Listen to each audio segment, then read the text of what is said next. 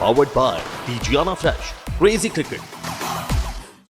नमस्कार, Digiana fresh presents यानी हमारे इस खास शो क्रेजी क्रिकेट में आप सभी का एक बार फिर से बहुत बहुत स्वागत है। और आईपीएल के सीजन में रोजाना ही हम रोमांचक मुकाबले देख रहे हैं और आज जो मुकाबला होने जा रहा है वो है मुंबई वर्सेस पंजाब। वैसे तो देखा जाए तो ये दोनों ही टीमें ऐसी हैं जो थोड़ी लड़खड़ाते हुए चल रही है, लेकिन ज्यादा हालत खराब अभी तक के सीजन के सफर में देखा जाए तो वो पंजाब की दिखाई दे रही है। मुंबई मजबूत टीम है, लेकिन अभी जो क्षमता है उसके मुताबिक इस टीम का प्रदर्शन नहीं हो पाया और ये कहीं ना कहीं पूरी फ्रेंचाइजी और जो बेंचर्स पे बैठे लोग हैं वो सोच रहे होंगे कि आखिर क्या ऐसी वजह है जिसके कारण मुंबई जैसी एक ताकतवर टीम इस बार प्रदर्शन के तौर पर बहुत लचर दिखाई दे रही है। आज के मुकाबले पर चर्चा के लिए हमारे साथ मौजूद हैं श्री सुखदेव सिंह गुम्मन सर। आप जैसा जानते हैं देश के जाने माने क्रिकेट एक्सपर्ट हैं, लगातार क्रिकेट से जुड़े पहलुओं पर प्रकाश डालकर हम सभी के जो ज्ञान है क्रिकेट का उसे लगातार बढ़ाने की कोशिश करते हैं और उससे हम सभी को काफी फायदा भी होता है। सर, आपका बहुत बहुत स्वागत है। हमारे साथ खास अतिथि के तौर पर पल्लव विजयवर्गीय जी भी मौजूद हैं, रणजी के पूर्व खिलाड़ी हैं और उसके साथ साथ अभी मैं क्रिकेट से जुड़कर जो क्रिकेट से जुड़े युवा हैं उन्हें तराशने का काम कर रहे हैं। सर, आपका बहुत बहुत स्वागत है। शुरुआत करते हैं हमारे शो की, लेकिन उससे पहले कल जो मुकाबला खेला गया आरसीबी वर्सेस राजस्थान रॉयल्स का, उस पर थोड़ी चर्चा कर लेते हैं। सर, यहाँ पर राजस्थान रॉयल्स के लिए पूरी परेशानियां हम लोग देख रहे हैं बरकरार है, जबकि दूसरी तरफ आरसीबी का जो अजय रथ है वो भी अपनी स्पीड में दौड़ता दिखाई दे रहा है। बिल्कुल ठीक बात है। कल हमने प्री मैच में भी इस चीज़ की बात करी थी कि राजस्थान रॉयल इनकंसिस्टेंट है, बैटिंग लाइनअप उनकी बिल्कुल भी परफॉर्म नहीं कर रही है। एक मैच में चलती है, 3 में फॉल्टर करती है। आप फॉरेन प्लेयर के ऊपर ही निर्भर हैं कि वही आपके लिए ज़्यादा रन बनाए और कभी ना कभी वो फेल होंगे, जैसे वो कल दोनों ही फिर वापस फेल हुए। और जहाँ तक हमने आरसीबी की बात करी थी कि इस सीज़न में आरसीबी जो है एक अजय टीम अभी तक है, 4 में से 4 मैचेस जीत चुकी है और उनका जो टीम कॉम्बिनेशन है वो बहुत अच्छा है। और 2-3 चेंजेस जो उन्होंने किए हैं, मैक्सवेल को लेकर आए तो 3 मैचेस मैक्सवेल ने जीता है, चौथे में उसको कल बैटिंग ही नहीं मिली है।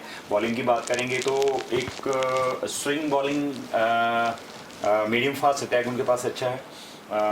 सिराज की अगर हम बात करें, मोहम्मद सिराज की, तो ऑस्ट्रेलिया सीरीज से मैंने उसको एक डिफरेंट बॉलर की तरह देखा। ऑस्ट्रेलिया में भी उसने इंडिया के लिए बहुत अच्छी बॉलिंग करी, इंग्लैंड के अगेंस्ट अच्छा खेला और अब आईपीएल 2020 की बात करें तो हर मैच में वो आरसीबी के लिए अच्छा कर रहा है।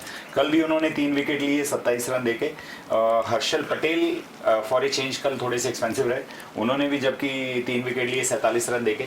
तो ये 2 बॉलर और उसके बाद में अगर हम स्पिनर्स की बात करें तो स्पिनर में भी उनके पास में युजवेंद्र चहल, ऑल्दो वो बहुत अच्छे अभी नहीं कर पा रहे बट फिर भी वो एक स्पिनर हैं, उनके ऊपर आप कभी भी रिलाई कर सकते हैं। वॉशिंगटन सुंदर, कल उन्होंने 1 विकेट लिया अच्छा। तो कहीं ना कहीं माने तो उनको हर डिपार्टमेंट में जो है मैच दर मैच वो लोग अपना परफॉर्मेंस अच्छा कर रहे हैं। और जहाँ तक हम कप्तान कोहली की बात करें तो कल उनको 51 रन चाहिए थे अपने 6000 रन पूरे करने के लिए आईपीएल में, विद अनबीटन 50। कल उन्होंने इजीली अपना वो मार्क भी अचीव कर लिया और पहली बार हम लोगों को ऐसा लगा, हम ऐसा मानते हैं कि वो बहुत अट्रैक्टिव बैट्समैन हैं, स्ट्रोक्स खेलते हैं। कल जब देवदत्त पडिक्कल बैटिंग कर रहे थे तो 27 बॉलों पे उन्होंने 50 कर लिया और जबकि 27 बॉलों पे कोहली जो है वो 32 रन 31-32 रन के ऊपर घूम रहे थे। तो हमें पहली बार लगा कि वो एक सेकंड फिडल का रोल प्ले कर रहे हैं। उन्होंने बाद में बोला कि मैं स्ट्राइक रोटेट कर रहा था और उसको मौका दे रहा था खेलने के लिए, बट जितनी तारीफ देवदत्त पडिक्कल की करी जाए वो कम है। यंगस्टर है, सेकंड सीजन आईपीएल का खेल रहा है, अभी कोरोना से लौट के आया है। उन्होंने अपने पोस्ट मैच प्रेजेंटेशन में कहा जब प्लेयर ऑफ द मैच वो चुने गए कि जब मैं कोविड होने के बाद में पहला मैच मैंने मिस किया तो मुझे वो कोविड से ज़्यादा हर्ट किया। ये स्पिरिट बताती है एक प्लेयर की कि आप क्रिकेट के लिए कितना कंसर्न है, आप कितने क्रिकेट में रमे हुए हैं कि आप बीमार होना आपको हर्ट नहीं कर रहा, आपको खेलना हर्ट ज़्यादा कर रहा है। और आने के बाद में उसने देखिए कितनी शानदार एफर्टलेस मेडन 100 बनाए और कल एक ओवरऑल एक क्लिनिकल परफॉर्मेंस थी। इससे आरसीबी ने अपना first position in points tally regain किया है और वहीं पे राजस्थान रॉयल को ये मैच हराते हुए वो पॉइंट्स टेबल में सबसे लास्ट चला गया। पल्लव सर, जिस तरीके से कल देवदत्त पट्टिकल ने बैटिंग करी है, यादगार एक शतक यहाँ पर जड़ा है, ये बात भी साबित हो गई है कि भारतीय टीम का भविष्य के तौर पर हम उनको देख सकते हैं, क्योंकि पिछले सीजन में भी अच्छा किया था। लेकिन जैसा सर ने बताया कि विराट कोहली कल जिस तरीके से उन्होंने एक युवा खिलाड़ी को प्रमोट किया, ये कहीं ना कहीं विराट कोहली को महान खिलाड़ी बनाता है, ये वाली भावना। डेफिनेटली जब आप अगर अपनी टीम का नेतृत्व करते हैं तो आपको यंगस्टर्स को और सभी प्लेयर्स को साथ में लेकर चलना पड़ता है। कल की पारी जो देवदत्त पट्टिकल ने खेली है, उससे उसका कॉन्फिडेंस लेवल बहुत हाई होगा। सामने कप्तान खेल रहा है और कप्तान उसको ज़्यादा मौके दे रहा है बैटिंग करने के। सर, यहाँ अब राजस्थान के लिए कितनी ज़्यादा परेशानी है, क्योंकि कुछ भी देखा जाए तो बेहतर नहीं चल रहा है यहाँ पर। संजू सैमसन हम देखते हैं कि पहले मैच में शानदार शतक बनाई, लेकिन ये समस्या उनके साथ लगातार जारी है, कंसिस्टेंसी उनके साथ नहीं। डेफिनेटली देखिए, 3 टॉप प्लेयर आपके जो हैं इस टूर्नामेंट में नहीं खेल पा रहे हैं। आर्चर जो हैं वो इंजर्ड है, रिकवर करने में है, रिकवरी पे हैं अभी वो। बेन स्टोक्स जो हैं वो रूल आउट हो चुके हैं। लिविंगस्टोन आपके बायोबल के इश्यू कारण से छोड़कर चले गए हैं। उसके बाद में जो बाकी बैट्समैन बचे हैं उनमें हम बात करें तो बेन स्टोक्स, जोस बटलर और डेविड मिलर, ये दोनों बहुत अच्छा परफॉर्मेंस अभी तक करते चले हैं।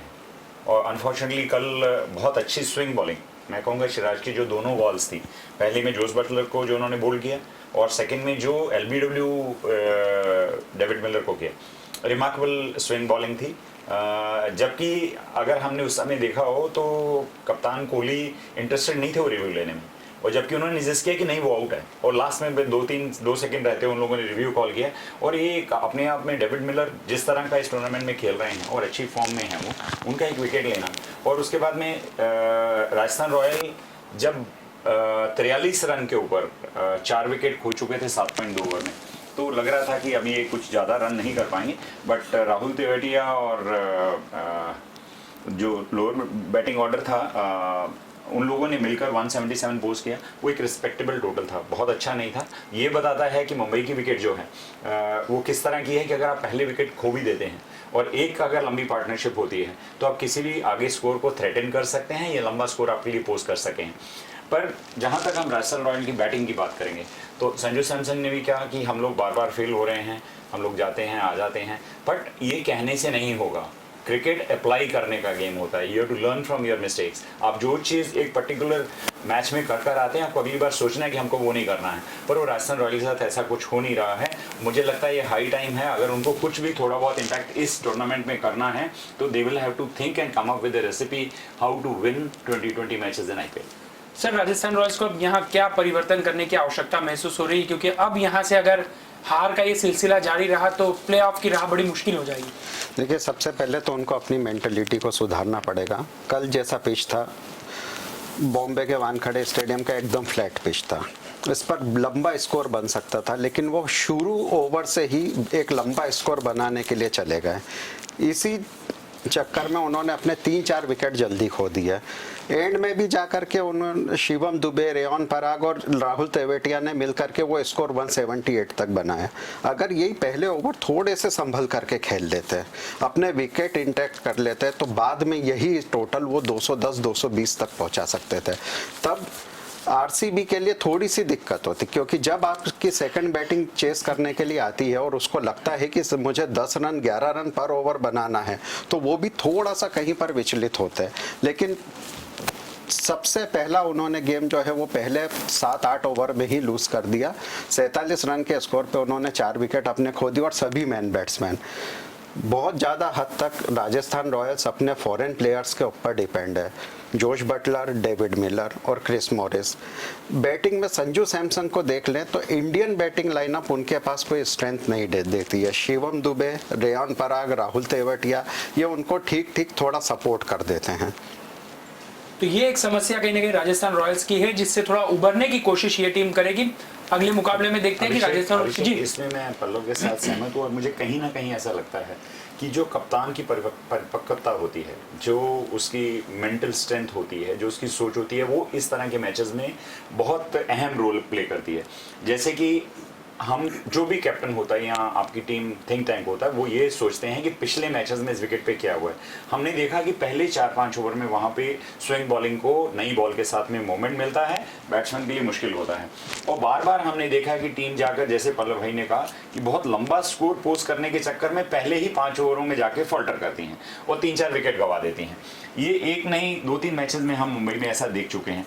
तो ये अपने कप्तान को और हमारी आपकी जो फ्रेंचाइजी की थिंक टैंक है उनको अपने बैट्समैन को बताना होगा। आप पहले 5 ओवर जब बॉल हिल रही है उस समय अपना विकेट इंटैक्ट रखें, सेव करें। उसके बाद में ये विकेट ऐसा है जिसमें 30 रन एक ओवर में बनते हैं। 30, 25, 20 आपने 2-3 ओवर अगर खेल लिए, कहीं पर भी पल्लव भाई ने जैसे बोला 220, 225 का जब आप टारगेट देते हो तो कितनी अच्छी बैटिंग लाइनअप हो। जब आपको लगता है कि 12 रन 13 रन पहले ओवर से आपको बनाने हैं तो एक मेंटल प्रेशर होता है, और मेंटल प्रेशर में दिमाग के बोझ के कारण बल्लेबाज अपना विकेट गंवाता है। और वही मौका होता है अपोजिशन के लिए उसको एनकैश करना, उस मैच में अपनी वापसी करना या उस मैच को जीतना। ये जो आपने बात कही सर, इसी को आज के मुकाबले से जोड़ते हैं जो आज होने वाला है पंजाब वर्सेस मुंबई। सर यहाँ पर मुंबई के बल्लेबाज भी दबाव में दिखाई दे रहे हैं क्योंकि अभी तक जो मुकाबले हुए हैं अपनी क्षमता के मुताबिक प्रदर्शन नहीं कर पाए।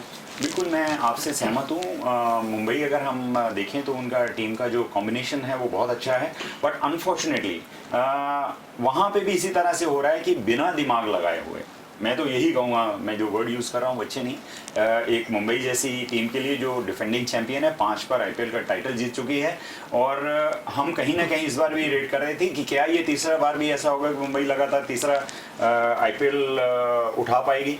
पर जिस तरह की अभी इमेच्योर बैटिंग हो रही है, एक बैट्समैन को सूर्य कुमार यादव को हम छोड़ दें, उसको भी मैं इसलिए सहमति नहीं आगे होऊंगा कि आप 50 रन करते हैं, 55 रन करते हैं, अपना विकेट थ्रो करके आते हैं। इस तरह की विकेट में जो बैट्समैन सेट होता है, चेन्नई जैसे विकेट पे आपके ऊपर ये दारोमदार रहना चाहिए कि आपको एंड तक खेलना है, बाकी टीम आपके पास रोटेट करे। बहुत सिंपल रेसिपी इन मैचेस के ऊपर चेन्नई के विकेट पे है कि 150-60 रन स्कोर करिए, स्लो विकेट्स हैं, टर्निंग विकेट है, सेकंड टाइम में बॉल और स्लो आती है बैट के ऊपर, और 150-60 रन डिफेंडेबल टोटल है। आप बहुत लंबा स्कोर करने के चक्कर में 130, 135, 139 रन के ऊपर आउट हो रहे हैं। तो मुझे लगता है कहीं ना कहीं मुंबई के बैट्समैन को बहुत दिमाग में ये चीज़ लानी होगी कि हमें प्रॉपर क्रिकेटिंग स्ट्रोक्स खेलने हैं, 1s and 2s खेलने हैं। सनराइजर हैदराबाद ने जैसे पिछला मैच खेला कि आप 30 यार्ड्स तक के लिए फील्डर खड़े हुए हैं, आप वहाँ तक खेलिए, इजीली एक सिंगल होता है, 5 रन होते हैं, एक आध बॉलिंग आपके मिल जाती है तो आपको 8 रन, 9 रन, 7 रन होते हैं, जो आपको इजीली, जो आप टारगेट 150 का लेके चलेंगे, आपको 10-20 रन ऊपर मिल जाए तो बोनस मानना चाहिए। वो भी बाद में अपन ट्राई करने की सोच सकते हैं कि कोई लूज बॉल मिल गई तो हम ऐसा कर सकते हैं। आज के मैच में मुझे ऐसा लगता है कि दोनों टीमों के लिए 2 बड़े क्वेश्चन के आंसर करने के लिए हैं कि मुंबई के लिए क्या वो हार्दिक पांड्या से कुछ एक्सपेक्ट कर सकते हैं, और पंजाब के लिए कि क्या क्रिस गेल को उनको ओपनिंग कराना चाहिए या उसको बाहर बिठाना चाहिए। जहाँ तक हम हार्दिक पांड्या की बात करेंगे तो हमने जो अभी तक देखा है उसके कैरियर में, जहाँ उसने स्लो स्टार्ट किया है, वो 1s and 2s में सेटल हुआ है। एक बार सेट होने के बाद जब उन्होंने एक्सलेट किया तो उन्होंने बहुत अच्छे रन बनाए। कहीं ना कहीं टीम मैनेजमेंट को उसको ये बोलना होगा कि आप जाएं 1s and 2s खेलें, आप बड़ी शॉट ना खेलें, और उनमें इतनी कैपेबिलिटी है कि बाद में बहुत लंबे स्ट्रोक मार के टीम के स्कोर को बहुत ज़्यादा बढ़ा सकते हैं। क्रिस गेल की हम बात करें तो वो थ्रू आउट हिज कैरियर वो एज ए ओपनर रहे हैं, और उनको ओपनिंग में पंजाब को खिलाना चाहिए क्योंकि फील्ड रिस्ट्रिक्शन होते हैं, वो लंबे शॉट मार सकते हैं, आपकी टीम को एक अच्छा स्टार्टअप दे सकते हैं। वो बहुत भारी भरकम प्लेयर हैं और एज के साथ में रिफ्लेक्सेस भी स्लो हो रहे हैं। वो शुरू से ही वो बाउंड्रीज में विश्वास करते आए हैं और उन्होंने कभी भी रनिंग बिटवीन द विकेट उनका कोई बहुत एग्रेसिव नहीं रहा है। 6 ओवर के बाद में जब फील्ड खुल जाता है और चेन्नई में आपकी बाउंड्रीज बड़ी हैं तो आपको 1 रन 2 रन दौड़ने के लिए फिजिकली फिट प्लेयर चाहिए। तो मुझे लगता है वो प्लेयर्स भी कहीं ना कहीं उनके लिए उतनी मायना नहीं रखती है। दोनों ओपनर केएल राहुल या मयंक अग्रवाल में से किसी एक को स्टेप डाउन करके 1 डाउन आना चाहिए, क्योंकि दोनों ही ऐसे हैं जो 1s and 2s में लंबी इनिंग खेल सकते हैं। क्रिस गेल को अगर ऊपर लाते हैं तो पंजाब के लिए सोच है, अच्छी सोच है, और ये पंजाब की टीम को फायदा दे सकती, जो अपना लूजिंग स्ट्रीक जो है उसको कहीं ना कहीं खत्म करना चाहिए। सर वैसे पल्लव सर, आज मुंबई के पास मौका है मुंबई के बल्लेबाजों के लिए, क्योंकि यहाँ पंजाब की टीम अभी तक के प्रदर्शन के आधार पर कहीं ना कहीं मुंबई जैसी टीम के सामने दबाव में होगी। तो यहाँ ये जो खिलाड़ी जिनके ऊपर काफ़ी कुछ दारोमदार है बल्लेबाजी का, उनके पास ये मौका है कि इस दबी हुई टीम के खिलाफ बेहतर प्रदर्शन कर अपने फॉर्म की वापसी कर ली जाए। बिल्कुल मौका है, और सबसे पहले मैच कंडीशन को देखना चाहिए। हालांकि मुंबई इंडियन अभी काफ़ी समय से चेन्नई में ही अपने मैच खेल रही है तो वो विकेट को बहुत अच्छे से समझ चुकी है। पंजाब ने जो गलती पिछले मैच में करी है कि वो भी पहले से ही लंबा स्कोर बनाने गए और 120 रन पे ही ऑल आउट हो गए। ये पिच 180 और 200 रन का नहीं है, स्लो टर्निंग पिच है। यहाँ पर बॉल ग्रिप करती है, न सिर्फ स्पिनरों को मदद मिल रही है बल्कि फास्ट बॉलर की भी अपनी बॉल ग्रिप करती है। कहीं से बॉल बाउंस हो रही है, कहीं बॉल थोड़ा सा नीचे रह रहा है, बॉलर को हेल्प है। इसलिए मुंबई इंडियन को भी अभी तक अगर आप मुंबई इंडियन की बल्लेबाजी देखें तो रोहित शर्मा, कैरन पोलार्ड और हार्दिक पांड्या, ये इनके 3 मैन बैट्समैन अपनी छाप नहीं छोड़ पाए हैं इस टूर्नामेंट में, जैसा कि वो पिछले आईपीएल्स में खेलते आए हैं। तो डेफिनेटली मुंबई इंडियन को इस मैच में पर्टिकुलरली वो ध्यान देंगे भी। काफ़ी समय से खेलते आ रहे हैं यहाँ पर, तो उन्हें मालूम है कि इस स्लो टर्निंग पिच पर कैसे बैटिंग करना है। और आज यही देखना इंटरेस्टिंग होगा क्योंकि पंजाब किंग्स के पास इतनी कोई अच्छी बॉलिंग नहीं है, उनकी बॉलिंग भी डावाडोल ही है थोड़ी, अभी तक बॉलर्स उनके सेट नहीं हो पाए इस टूर्नामेंट पर। सर जो बात बोल रहे हैं, लेकिन ऐसा लगता है कि भले ही चेन्नई के विकेट पर मुंबई ने काफ़ी बल्लेबाजी की है, काफ़ी मैच खेले, लेकिन कोई अभी तक सीख नहीं ले पाए क्योंकि बल्लेबाज उनके पास जो हैं वो हार्ड हिटर हैं, वो जल्दी मैच खत्म करने की सोचते हैं, चौके छक्के की सोचते हैं। बात हम कैरन पोलार्ड की करें, हम पंड्या ब्रदर्स की करें, ये ऐसे समय विकेट देकर आ रहे हैं जब खिलाड़ी का मौके पर रहना बहुत ज़्यादा ज़रूरी है, विकेट पर टिके रहना ज़रूरी है। क्या आज इस गलती से सुधार की गुंजाइश है?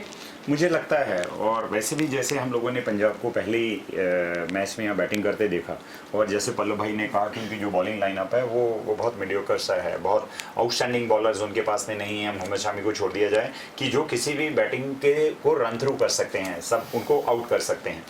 तो मुझे ऐसा लगता है कि मुंबई आज भी डिप्लीटेड कहूँगा मैं उसको, उनके परफॉर्मेंस को, आज भी वो हैवी वेट फेवरेट है as compare to team like a Punjab. जहाँ तक दोनों टीम की बॉलिंग की बात हम करेंगे तो मुझे लगता है कि मुंबई के पास बहुत एक सेटल बॉलिंग लाइनअप है। उन्हें सिर्फ एक चीज़ सोचना है कि क्या जयंत यादव को इसमें खिलाना चाहिए इस मैच में। तो मुझे लगता है कि हाँ, क्योंकि पंजाब के पास में 2 टॉप बैट्समैन में से लेफ्ट हैंडर्स हैं, क्रिस गेल है, निकोलस पूरन है, एक ऑफ स्पिनर है जो शुरू में भी आपको ओपनिंग बॉलिंग भी आपके लिए कर सकता है। तो एक एडवांटेज होगा। मुझे लगता है मुंबई को जयंत यादव के साथ स्टिक करना चाहिए। वहीं पर अगर हम बात करेंगे पंजाब की, तो क्या उनको दूसरा लेग स्पिनर रवि बिश्नोई में खिलाना चाहिए? मुझे लगता है कि हाँ, क्योंकि वो उनका बेस्ट स्पिनर है। रवि बिश्नोई की सबसे बड़ी खासियत जो है उसके पास गुगली है, और गुगली बहुत विशियस स्पिन करती है। उसकी रेगुलर लेग स्पिन की बात करेंगे तो बहुत ज़्यादा स्पिनिंग नहीं करती है, बट वो इन बैट्समैन के अगेंस्ट में, मुंबई बैट्समैन के अगेंस्ट में बहुत इफेक्टिव हो सकता है। विकेट की अगर हम बात करेंगे तो हमने देखा ये कि स्लो बॉलर्स को हेल्प करता है, स्पिनर्स को करता है। तो अगर आपकी स्पिन लाइन बॉलिंग लाइनअप जो है वो स्ट्रांग होगी और आपके बैट्समैन अगर दिमाग से खेलेंगे, देखिए अगर हम पंजाब के बैट्समैन की भी बात करें तो वो भी ऐसे ही हैं। उनमें बहुत कम ऐसे प्लेयर हैं कि जो 1s and 2s में नहीं खेल सकते हैं या लंबे हिट नहीं मार सकते हैं। बहुत स्ट्रांग बैटिंग लाइनअप है, बट आपको उस विकेट के साथ असमंजस बिठाना बहुत जरूरी है जिसके ऊपर आप खेल रहे हैं। जो टीम आज बेहतर ताल में बैठा पाएगी वो जीतेगी। फिर भी मुझे लगता है क्योंकि मुंबई को बहुत बड़ा एडवांटेज है, वो 4 मैचेस यहीं पे खेल चुके हैं, 2 हारे हैं, 2 जीते हैं। पंजाब ने सिर्फ 1 खेला है, हारा है। वो ओवरऑल 4 मैच खेले हैं, 3 हार चुके हैं, 1 ही उन्होंने जीता है। तो कहीं ना कहीं मुंबई को यहाँ खेलने का फायदा है, और बीइंग ए डिफेंडिंग चैंपियन उनके दिमाग में कहीं ना कहीं होगा कि अभी करो या कभी नहीं होगा। पल्लव सर, यहाँ हम देखें तो पंजाब गेंदबाजी में भी उतना कमाल नहीं दिखा पा रही। मिडिल ऑर्डर तो पूरी तरीके से ध्वस्त दिखाई देता है। केएल राहुल थोड़ी बहुत बल्लेबाजी ठीक ठाक कर रहे हैं, लेकिन जो स्ट्राइक रेट है वो एक परेशानी टीम के लिए खड़ी करती दिखा रहा है। तो आज मुंबई जैसी टीम के सामने क्या स्ट्रेटेजी पंजाब की होगी, और आपको लगता है कि आज यहाँ से वापसी की गुंजाइश रह सकती इस टीम के लिए? देखिए, वापसी की गुंजाइश पंजाब के लिए सिर्फ तब है जब वो अपनी थोड़ी बॉलिंग लाइनअप को सुधारें। बैटिंग लाइनअप में तो उनके पास ज़्यादा ऑप्शंस नहीं हैं, जो चली आ रही है उनको उसी के साथ समझदारी के साथ खेल करके और स्कोर तय करना पड़ेगा। लेकिन बॉलिंग लाइनअप जहाँ है वहाँ पर उनको फास्ट बॉलर में मोहम्मद शामी और जाइट्स रिचर्डसन, ये दोनों नए न्यू बॉल के बॉलर अच्छे हैं। पिछले मैच में रिचर्डसन को बाहर बिठाया था और वेस्ट इंडीज़ के जो ऑलराउंडर थे Fabian Allen, left arm spinner, उनको खिलाया था। लेकिन ये पिच जो ऐसा है, इसमें नई बॉल से थोड़ा सा मीडियम फास्ट की भी बॉल ग्रिप करता है इस पिच पर, तो वो ज़्यादा इफेक्टिव होंगे। साथ में जलस सक्सेना, जैसा सर ने बोला रवि बिश्नोई, नो डाउट रवि बिश्नोई भी बहुत अच्छा ऑप्शन है। जलज सक्सेना इनकी टीम को एक बैलेंस करेगा। अगर मुरुगन अश्विन को, जिन्होंने अभी तक इतनी अच्छी बॉलिंग नहीं करी है, उसे बाहर करके अगर जलज सक्सेना को मौका दिया जाता है तो जलज सक्सेना का बॉल इस विकेट पे ग्रिप होगा, साथ में वो बैटिंग में भी पीछे थोड़ा बहुत सपोर्ट कर सकते हैं। आज का जो पिच है वो 140-150 रन के आसपास का पिच है। पिछला मैच आप देखिए, पंजाब किंग्स ने 120 रन ही बनाए थे। वहीं पर अगर वो स्कोर 140 या 145 होता तो वो हैदराबाद को परेशान कर सकते थे। आज के मैच में भी उनकी अगर पहले बैटिंग आती है पंजाब की, तो उनको लंबा स्कोर बनाने की बजाय ये टारगेट लेना चाहिए कि कैसे भी 140-150 रन बनाए और फिर स्पिन बॉलर्स है, क्योंकि सेकंड इनिंग में ये थोड़ा सा अनप्लेएबल पिच हो जाता है। हाँ, अगर ड्यू आती है तब तो सेकंड बैटिंग को एडवांटेज हो जाता है, लेकिन अगर ड्यू नहीं आती है तो उनके पंजाब को अपने स्पिनर्स पे बहुत ज़्यादा रिलाय करना चाहिए। सर, क्या मुंबई में भी कुछ बल्लेबाजी में आप परिवर्तन देखते हैं? कुछ बैक बेंचर्स को मौका दिया जाना चाहिए पंड्या ब्रदर्स में से किसी परिवर्तन करके? नहीं, मुझे ऐसा लगता नहीं। जहाँ तक पंड्या ब्रदर की बात करेंगे तो कुणाल पंड्या जो है वो ठीक काम कर रहे हैं। स्पिन में उन्होंने 2-3 मैचेस में मुंबई को जो जीते हैं उनमें वापस लाए हैं, बहुत माइजर बॉलिंग करते हुए, बहुत कम रन देते हुए, कुछ विकेट भी लिए उन्होंने। बैटिंग में भी 1-2 इनिंग में वो अच्छा खेले। तो मुझे लगता नहीं इस तरह की विकेट में एक उस तरह के ऑलराउंडर को कहीं छेड़ना बेटर होगा। जहाँ तक हार्दिक पांड्या की बात है तो अपने आप में मैच विनर हैं वो, और मुझे लगता नहीं मुंबई उनको वहाँ पे भी छेड़ना चाहिए। सर, दो कप्तानों के बीच भी आज मुकाबला है, क्योंकि दोनों एक दूसरे को बहुत बेहतर तरीके से समझते हैं। क्या कहेंगे आज दो कप्तानों के बीच मुकाबला जो दोनों भारतीय टीम का प्रमुख हिस्सा है? देखिए, अभी तक अगर स्ट्रेटेजिक पॉइंट ऑफ व्यू से पूरे आईपीएल के रिकॉर्ड देखें तो रोहित शर्मा का कोई सानी नहीं है। 5 बार मुंबई इंडियन चैंपियन रह चुका है, कप्तानी रोहित शर्मा ही करते आए हैं 5 बार, तो इसमें कोई दिक्कत नहीं है। जहाँ तक कैप्टनशिप का सवाल है तो कैप्टनशिप एक टीम की स्ट्रेटेजी बनाने में बहुत मदद करती है। रोहित शर्मा को अपनी टीम की स्ट्रेंथ और वीकनेसेस दोनों बहुत अच्छे से मालूम है। उनको जिस सेंटर पे खेल रहे हैं वहाँ के पिचेस, वहाँ की ग्राउंड कंडीशन, प्लेइंग कंडीशन भी बहुत अच्छे से मालूम है। केएल राहुल थोड़े से डिस्टर्ब रहते हैं टीम कॉम्बिनेशन को लेकर के। वो खुद अपना ओपनिंग बैट्समैन में अपने ऊपर ध्यान देने में इतने ज़्यादा व्यस्त हो जाते हैं कि बाद में वो टीम पर थोड़ा ध्यान देना कम हो जाता है उनका। और ये स्वाभाविक है, मतलब किसी भी प्लेयर का एक स्वभाव होता है कि वो टीम पर ज़्यादा ध्यान देता है या वो अपने पर ध्यान देता है। तो ये एक थोड़ी सी समस्या है। जी सर। अभिषेक, मुझे लगता है कि कप्तानी भी जो है वो समय समय के साथ में इम्प्रूव होती है। जितना जितना समय एज ए कैप्टन आप टीम के साथ रहते हैं, नई नई चीज़ें सीखते हैं, और आप जितना एक्सपीरियंस आपको आएगा बेटर कैप्टन बनेंगे। केएल राहुल अभी यंगस्टर हैं, बहुत ज़्यादा उनको कैप्टनसी के मौके नहीं मिले हैं। और जहाँ तक हम रोहित की बात करें तो हमने देखा कि वो इंटरनेशनल क्रिकेट में भी विराट कोहली के सिपे सलाहकार हैं। वो हमेशा ही उनके लिए, जब भी देखिए कोहली बाहर होते हैं या कभी कुछ होता है, वो हमेशा उनके मेन थिंक टैंक में से रहते हैं, क्या करना है, कैसे करना है, फील्डिंग कैसे लगानी, क्या हो रहा है। तो ये सारी चीज़ें आपके एक्सपीरियंस में ऐड होती हैं, और जब आप क्रंच मोमेंट में होते हैं तब ये बेस्ट आप में से निकालता है कि कौन कैप्टन किस समय क्या डिसीजन लेगा। उससे मैं पल्लव के साथ बिल्कुल एग्री करता हूं कि उनका जो एक्सपीरियंस है, उन्होंने जो आईपीएल में 5 टाइटल जीते हैं, मुंबई को लीड करते हैं, तो एज ए कैप्टन वो बहुत अच्छे हैं। राहुल का जैसे आपने कहा कि राहुल बैटिंग में एज ए बैट्समैन वो ठीक हैं, बट मैं फिर से इनके साथ एग्री करूंगा कि पल्लव के साथ कि उनकी बैटिंग लाइनअप जो है वो बहुत स्ट्रांग है, पर वो समहाउ क्लिक नहीं कर रही है। बट बैटिंग लाइन आपको कॉम्प्लीमेंट आपकी बॉलिंग करती है, और बॉलिंग अगर आपके पास वैसी नहीं होगी जिस तरह की कंडीशंस हैं तो आपको हेल्प नहीं मिलेगी। तो मुझे लगता है पंजाब के पास इस तरह की कंड्यूसिव विकेट के ऊपर बॉलिंग करने के लिए 2-1 बॉलर हैं। अगर वो अच्छी बॉलिंग करते हैं, क्योंकि देखिए बाकी टीमें अगर हम मुंबई की बात करें तो राहुल चहार ने बहुत अच्छी बॉलिंग करी है, 3 विकेट लिए, 4 विकेट लिए। इस तरह का इम्पैक्ट बाकी लेग स्पिनर राशिद खान को छोड़ दें हम तो इस विकेट पे नहीं कर पाए। तो लेग स्पिनर्स को अपना बेटर देना होगा, उनको फायदा मिल रहा है, मदद मिल रही है। अगर आप अच्छा अपना देंगे, और इसमें स्लो बॉल करना, आपको एक ये देखना होगा कि किस पर्टिकुलर स्पीड पे आप बॉल करेंगे तो जो बैट्समैन को खेलने में दिक्कत आती है। और ये बॉलर का अपना डिस्कशन उस विकेट को देखते हुए, उन कंडीशन को देखकर होता है। और जो बॉलर दोनों टीम में खेल रहे हैं, मुझे लगता है कि अगर वो इस पर ध्यान देंगे तो अपनी टीम के लिए बेहतर कर पाएंगे। अब जाते जाते स्टूडियो का सवाल सर, फेवरेट टीम? मैं मुंबई इंडियन के साथ जाना चाहूँगा, क्योंकि कहीं ना कहीं रोहित को ये हर्ट कर रहा होगा कि हम बेस्ट रेटेड टीम हैं, हम 4 में से 2 मुकाबले हार चुके हैं और हमारे लिए बहुत अच्छा मौका है पंजाब जैसी टीम जो स्ट्रगल कर रही है अभी परिस्थितियों के साथ समंजस बिठाने के लिए, उनको हराकर 3-2 5 मैच में 3 जीत के 2 हार के, और ये दोनों टीमों का ये लास्ट मैच है यहाँ पर, इसके बाद दोनों ही दिल्ली चली जाएंगी। तो अगर उल्टा अगर पंजाब ये जीतती है तो वो भी 3-2 पे चले 2-2 पे चले जाएंगी, 2-3 पे चले जाएंगी, पॉइंट्स टैली में दोनों सेम हो जाएंगे मुंबई और पंजाब। तो बट अगर हम डिफेंडिंग चैंपियन की बात करें मुंबई की और इन कंडीशंस की बात करें कि वो ज़्यादा इस पे खेले हैं, तो मैं मुंबई के साथ जाना चाहूँगा। मुझे लगता है कि वो उन पे भारी हैं आज। Hello sir. देखिए, मुंबई इंडियंस अपने टीम कॉम्बिनेशन में ज़्यादा बदलाव नहीं करती। आप हमेशा उनकी टीम की स्ट्रेटेजी देखेंगे तो मैच कंडीशन के हिसाब से ज़्यादा कोई एक बदलाव हो गया, अगर कोई प्लेयर इंजर्ड हुआ तो 2 बदलाव हो गए। वहीं पर अगर आप पंजाब किंग्स को देख रहे हैं तो पंजाब किंग्स अभी तक सेटल टीम नहीं है। वो अभी तक प्रयोग ही करते आ रही है कि कौन सी बैटिंग लाइनअप उनके लिए सक्सेसफुल होगी और कौन सी बॉलिंग लाइनअप उनके लिए सक्सेसफुल होगी।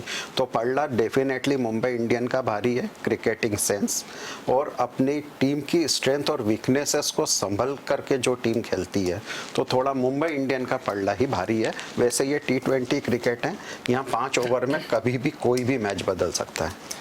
तो हमारे एक्सपर्ट की माने तो आंकड़ों और कागज और क्षमता के लिहाज से मुंबई इंडियन कहीं ना कहीं पंजाब पर भारी दिखाई दे रही है, लेकिन मुकाबला है, T20 जैसा फॉर्मेट है, कुछ भी संभव है, इसलिए मैच की रोमांचकता बनी रहेगी, इस बात की हमको पूरी उम्मीद है। अब कल मुलाकात होती है, कल हमारा शो जब रहेगा तो कल, क्योंकि कल भी बहुत विशेष मुकाबला है, 2 ऐसी टीमों का मैच है कल जो लगातार असफल रही है अब तक टूर्नामेंट में, तो यहाँ से ये दोनों टीमें भी चाहेगी कि लय में लौटा जाए, क्योंकि कल मुकाबला है Rajasthan Royals versus Kolkata Knight Rider का। तो कल मुलाकात होती है इस खास शो के साथ। तब तक के लिए इजाजत दीजिए। डीजेना न्यूज पर खबरों का सिलसिला जारी है। घर में रहिए, सुरक्षित रहिए, अपनों और अपने की सेहत का पूरा ध्यान रखिए, हम आपसे यही प्रार्थना करते हैं। कल फिर मुलाकात होती है, लेकिन जैसा बताया कि खबरों का सिलसिला जारी है, आप हमारे साथ बने रहिए। इजाजत दीजिए, नमस्कार।